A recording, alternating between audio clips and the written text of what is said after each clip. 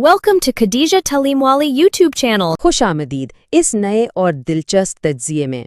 आज हम बात करने वाले हैं मुत्तहिदा अरब इमारात की और ख़ास तौर पर वहाँ की उन ख़वातीन की जो अपना कारोबार चला रही हैं।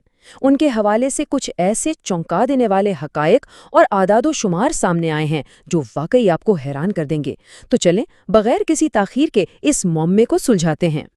अब देखें, यहाँ एक बहुत ही दिलचस्प तज़ाद या यूं कह लें कि एक मुअम्मा मौजूद है। मुत्तहिदा अरब इमारात एक बेहद अमीर मुल्क है। वहाँ ख़वातीन की तालीम का तनासब भी आसमान को छू रहा है। लेकिन इतनी आला तालीम और वसाइल के बावजूद जब बात आती है अपना कारोबार शुरू करने की, तो ख़वातीन की तादाद इतनी कम क्यों है? और जो गिनती की चंद ख़वातीन ये कदम उठाती भी हैं, आखिर वो कौन सी चीज़ है जो उन्हें ऐसा करने पर मजबूर करती है? यही वो सवाल है जिसका जवाब हम आज तलाश करेंगे।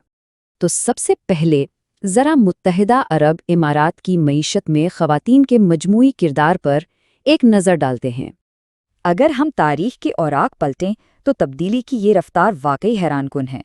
1980 में लेबर फोर्स में ख़वातीन की शमूलियत सिर्फ 5% थी। ज़रा सोचें, सिर्फ 5%।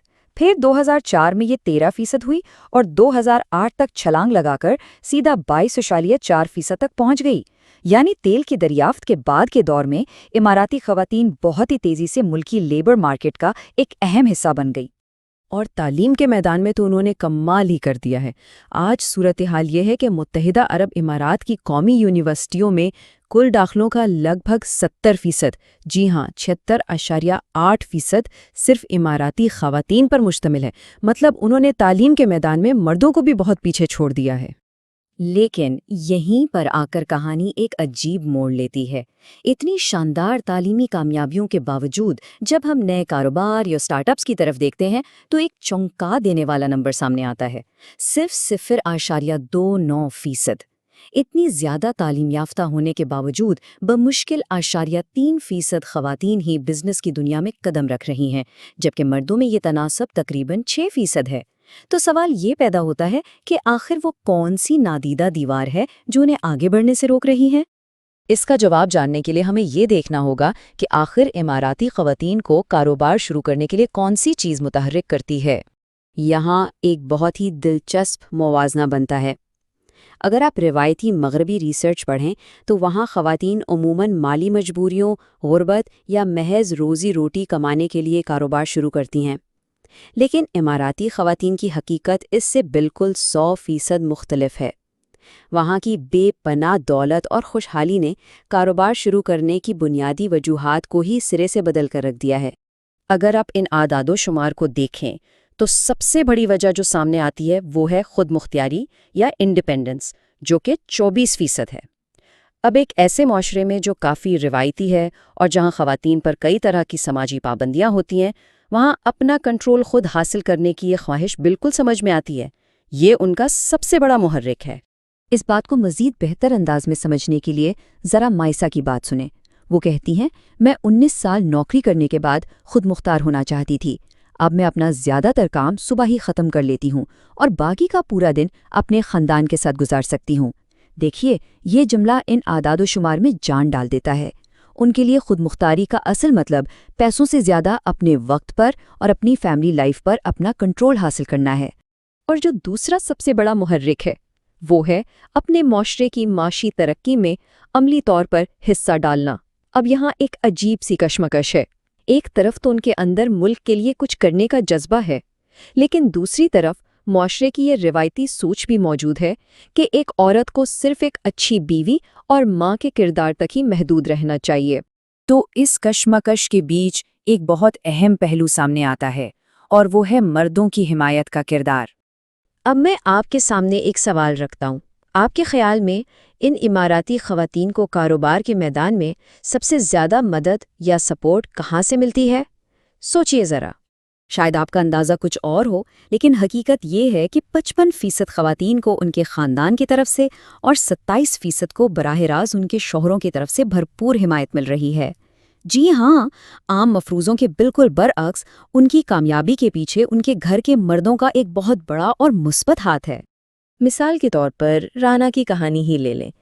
वो बताती हैं कि मेरे वालिद ने मुझे सरकारी नौकरी छोड़ने की तरगीब दी اور مجھے یقین دلایا کہ اگر مجھے کسی مالی مدد کی ضرورت پڑی تو میں بلا جھجک ان پر بھروسہ کر سکتی ہوں۔ یہ ہوتی ہے اصل اور عملی سپورٹ۔ ان کے والد نے محض حوصلہ ہی نہیں بڑھایا بلکہ وسائل اور خود اعتمادی کے درمیان ایک مضبوط پل کا کام بھی کیا۔ لیکن ظاہر ہے کہ تصویر کا دوسرا رخ بھی ہے۔ ہر کہانی رانا جیسی خوشگوار نہیں ہوتی۔ اب ذرا ریما کا یہ تجربہ سنیں۔ وہ کہتی ہیں، میرا شوہر ایک بہت بڑی رکاوٹ تھا۔ وہ سرے سے ہی کام کرنے والی خاتون کے تصور کے خلاف تھا۔ اس کے لیے اس موضوع پر بات سننا تک ناممکن تھا۔ یہ اقتباس ان تلخ اور حقیقی سماجی رکاوٹوں کی عکاسی کرتا ہے جن کا سامنا آج بھی کئی خواتین کو اپنے ہی گھر میں کرنا پڑتا ہے۔ تو پھر ریما نے کیا کیا؟ اس نے ہار نہیں مانی۔ شوہر کی شدید مخالفت کے باوجود اس نے اپنے نیٹ ورک کو دوبارہ ترتیب دیا۔ اس نے اپنی بہنوں پر انحصار کیا جنہوں نے نہ صرف اس کا ساتھ دیا بلکہ اس کے لیے ابتدائی گاہک ڈھونڈنے میں بھی مدد کی۔ یہ اس بات کا جیتا جاگتا ثبوت ہے کہ اگر ارادہ پختہ ہو تو انسان روایتی اور پدرانہ نظام کی ان سخت دیواروں میں بھی کوئی نہ کوئی راستہ نکال ہی لیتا ہے۔ اب ہم اس تجزیے کے آخری حصے کی طرف بڑھتے ہیں، کام اور خاندان کے درمیان توازن کیسے قائم کیا جائے۔ دیکھیے، اماراتی خواتین کو کاروبار چلانے کے لیے کچھ انتہائی منفرد سماجی رکاوٹوں کا سامنا کرنا پڑتا ہے، جیسے کہ وہ ہر جگہ اکیلے سفر نہیں کر سکتیں، غیر محرم مردوں کے ساتھ بے تکلفی سے ملنے جلنے پر ممانعت ہوتی ہے، اور رات کی شفٹوں یا طویل سفر سے بچنا پڑتا ہے۔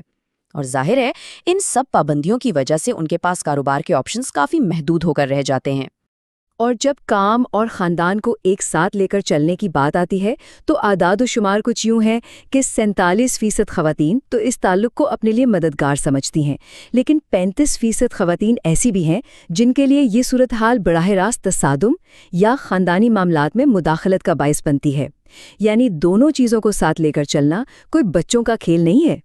اس بھاری بوجھ کا اندازہ آپ تعریفہ کی اس ایماندارانہ بات سے لگا سکتے ہیں۔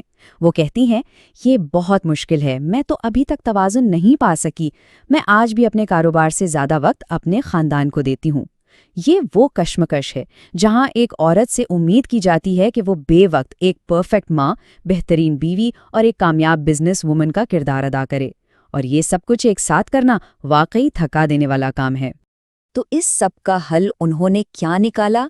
نہایت ہی سمارٹ اور ذہین طریقے۔ مثال کے طور پر ان میں سے 41% خواتین گھر سے ہی اپنا کاروبار چلا رہی ہیں۔ اس سے کیا ہوتا ہے؟ ایک تو مہنگی قانونی رجسٹریشن اور دفتر کے اخراجات بچ جاتے ہیں، اور دوسرا وہ اپنے خاندانی فرائض کے ارد گرد اپنے کام کے اوقات کو بڑی آسانی سے ایڈجسٹ کر لیتی ہیں۔ شوہر بھی خوش اور کاروبار بھی چلتا رہتا ہے۔ تو اگر اس سارے تجزیے کا نچوڑ نکالا جائے تو وہ یہ ہے کہ اماراتی خواتین ایک بہت ہی پیچیدہ مگر شاندار سفر پر گامزن ہیں۔ وہ اعلیٰ ترین جدید تعلیم اور اپنی گہری پدرانہ روایات، ان دونوں کشتیوں میں توازن برقرار رکھتے ہوئے ایک نیا معاشی راستہ تراش رہی ہیں، اور وہ بھی اپنی ثقافتی شناخت کو کھوئے بغیر۔ ان کی یہ لچک واقعی قابل تحسین ہے۔ اور اب میں آپ کو اس ایک آخری خیال کے ساتھ چھوڑے جا رہا ہوں۔ ذرا سوچئے، اگر سخت مخالفت اور حمایت کی کمی بھی ریما جیسی خواتین کو آگے بڑھنے سے نہیں روک سکتی، تو وہ دن کیسا ہوگا جب خواتین کے کاروبار کو سپورٹ کرنا اماراتی معاشرے کے ہر مرد کے لیے ایک عام ثقافتی معمول بن جائے گا۔ اس دن اس ملک کی معیشت اور ان خواتین کی چھپی ہوئی صلاحیتیں کن بلندیوں کو چھو رہی ہوں گی، یہ واقعی سوچنے کی بات ہے۔ Thank you for watching Khadija Talimwali YouTube channel.